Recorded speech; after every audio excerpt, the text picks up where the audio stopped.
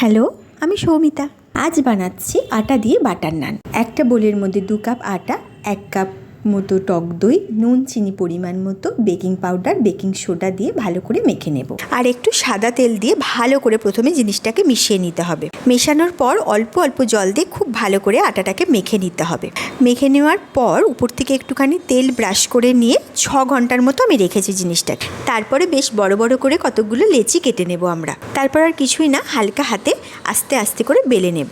এটাকে আরেকটু বেশি ফ্লেভারফুল করার জন্য উপর থেকে একটু ধনেপাতা আর সাদা তিল দিয়ে আমি আরেকবার বেলে নিয়েছি। তারপর রুটিটাকে উল্টে নিয়ে পিছন দিকটায় অল্প হালকা একটু জল দিয়ে হাত দিয়ে বুলিয়ে নেব। তারপর একটা কড়াকে এরকম করে উপর করে নিয়ে বেশ ভালো করে গরম করে নিয়ে তার উপর এরকমভাবে রুটিটাকে দিয়ে দিতে হবে।